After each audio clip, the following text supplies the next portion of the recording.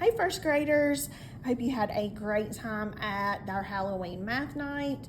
You were given a bag that has some math games in them, so we're going to take just a minute to go through your math games.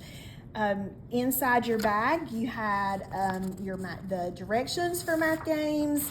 You had a haunted house for 10 little ghosts, and then a number line for your candy corn drop.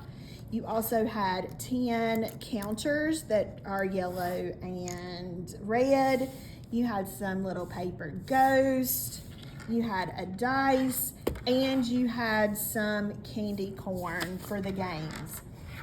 So we're going to start with our giggling ghost. So we are going to pretend that our counters that are red and yellow are ghosts. So you're going to take them all in your hands. You're going to shake them up and drop them. And then you're going to say how many are yellow. There are 8 that are yellow, and there are 2 that are red. So then you would say 8 plus 2, and that equals 10. So then you would just pick it up and do it again. And you're talking about all the ways that you can make 10. I know that you've been talking about that in class.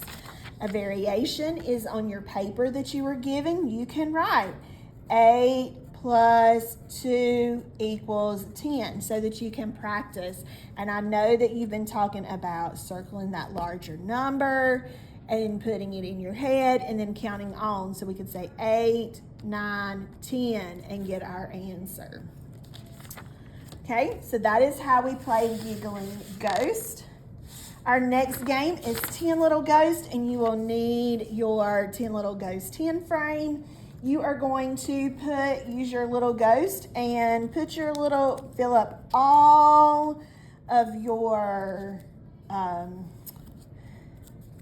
boxes on your 10 frame with your ghost.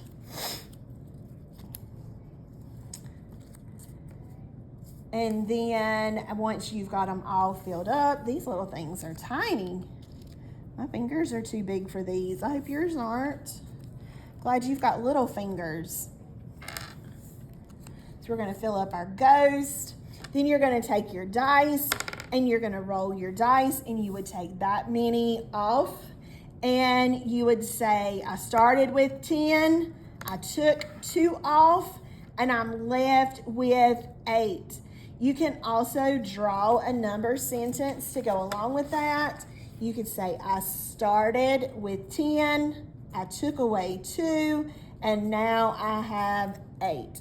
Okay, so those are ways that you can play, and then you can do it again. Put your little ghost back on your 10 frame, and then you can roll again and practice all the ways that you can take away from 10.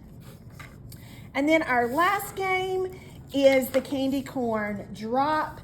You have a number line that it goes from 0 to 100. You could also pretend that is 10 if you wanted to pretend it was 10. And then all you're going to do is take your candy corn, hold it up high, drop it, put it on your number line somewhere, and then you're going to guess what number it's closest to on the number line you have covered up. So I think that's going to be closest to 60. I'm going to pull down, and then, yep, there it is, closest to the number 60. You can also play that if it was just 10 and pretend that this is 1, 2, 3, 4, 5, 6, 7, 8, 9, and drop and see which number it's closest to in 1 through 10. I hope that you are able to use these games to help you with things that you are working on in your classroom. And I hope you had a great time at math night.